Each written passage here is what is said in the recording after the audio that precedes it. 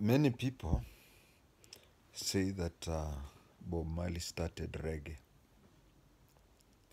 They may be right, they may be wrong. Because Bob Marley and his two colleagues used to play music called ska. Now this ska is what they renamed later. They modified it and called it reggae. Bob Marley was born on 6th February 1945 to a Scottish father called Neville Marley and an African, I can call it an African lady because Jamaicans are Africans, called Sidel Booker. The parents were, one would say that the father, being a naval officer, had a side family, mpango wa kando. So whenever he came with a ship to Jamaica, he had a family there. And then he died in 1955, and the lady got married to a second man called Mr. Booker.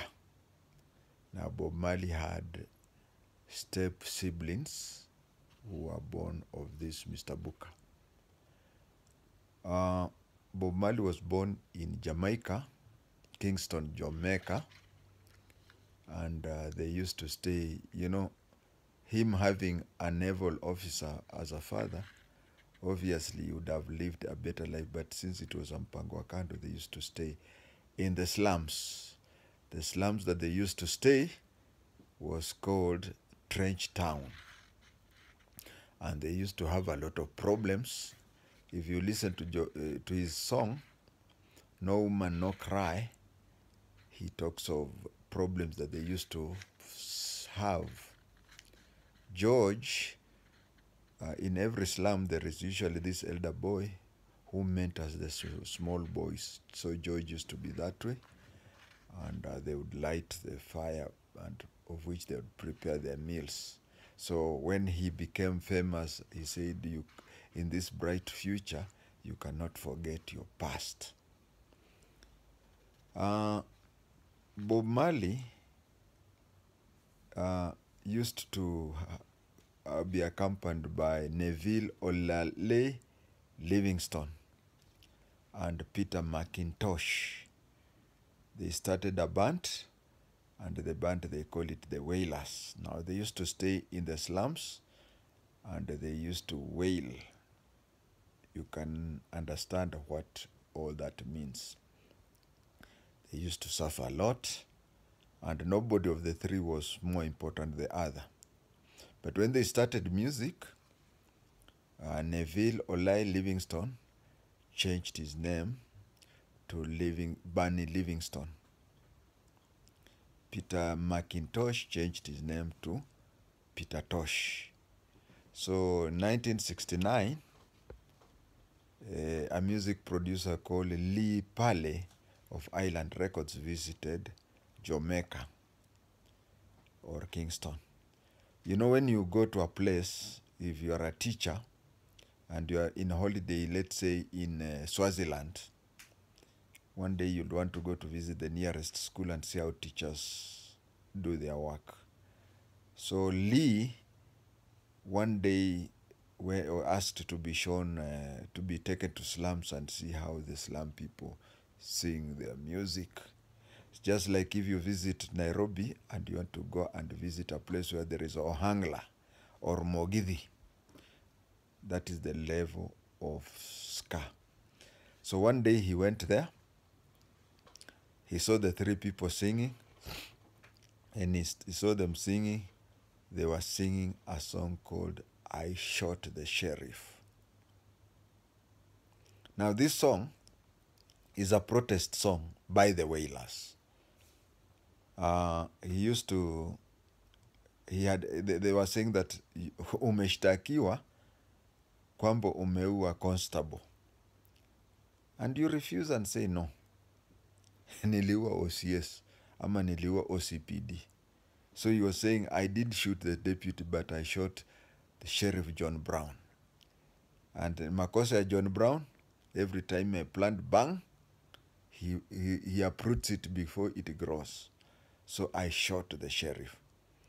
And the fellow was so impressed, he went and took his machines and told them, you know this song, if I take it to Britain, it will be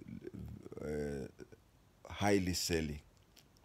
They recorded and he went. For some of us, we have come across so many people who, you are an artist in one way or another. Somebody takes your material, says, you are going to be a millionaire. So we are used to anybody coming saying that, you want to record, just take and go. And you forget. So Mr. Lee took the tape to Island Records, but his co-producers and the company said that they cannot record it as a group. Those days, it used to be that you record and say the band leader, TPOK and Franco, Afrisa International with Tabule. So you had to say who the leader was. And you see, Lee could not go back to Kingston to look for those people. It is expensive. So he just randomly chose Bob Marley, and he called the group Bob Marley and the Wailers. So the record became so popular, and there was a lot of push for the band too. But when the news went to Jamaica, and they looked at the album's LP's cover, it was written Bob Marley and the Bob Marley. Wewe na hii kabila, you know, to them, and that is how life is. Somebody will always find a problem somewhere. Bob Marley never planned with this fellow to call him the bandit or anything. But these people being pure Africans, and they saw a British fellow coming to record them, and then he's writing on the LP that Bob Marley and so he said, wewe na hii watu yenyu. And that is how the original Wailers broke. Bob Marley, having seen the opportunity, he picked some other few musicians. They boarded a plane, went to Britain, and started the Bob Marley and the Wailers, a new team, which was there until Bob Marley died. They also, after he died, they also played with Alpha Blonde. If you know, nowadays a Malingala fellow, you can see the DRC flag. But there's a time they played with Alpha Blonde. So after he died, the Wailers continued for some time. It could even be still on today. And then when Neville Olale Livingstone discovered that, he changed his name. You know, he had changed his name to Barney Livingstone. And then the third time he changed his name to Barney Wailers. And Peter Tosh started, the two started their solo career. That is when Bob Marley, you can see from the picture here, Bob Marley had short hair, but later the three of them joined the Rasta movement, because Rasta movement is a religious movement. And Bob Marley is the single most person who has spread Rasta belief worldwide. Bob Marley became so popular, he became so strong, that whenever there was a by-election, the by-election used to create more problems, more fights, more killings. But he was so much respected in that country, Jamaica, that he could call the two leading political parties in a stadium and force them to sign a peace deal. Of course, the peace deal did not matter because they sign today, tomorrow they are still fighting. I want to end the story by saying that when he was, they reached a place when the reggae people started singing about Africa. He sang the song Zimbabwe. And Bunny Mac sang the song. I'm not sure whether it is Bunny Mac, but there is somebody who sang Living on the Front Line. He was talking about the front line where African liberations were fighting. And Bob Marley on his part played Zimbabwe. But Zimbabwe, Living on the Front Line did not talk about a particular country. It talked about freeing people. Although there was also a song, Live It Up Joanna, about how apartheid in South Africa. But I'm talking about Bob Marley, who played the song called Zimbabwe. And freedom fighters, both Joshua Nkomo and Robert Mugabe, whenever their fighters were in there, because one was for ZAPU and another one was for ZANU. Joshua Nkomo was for ZAPU.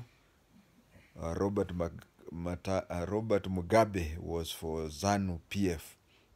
So they used to fight in there, and they used to be motivated by the song Zimbabwe.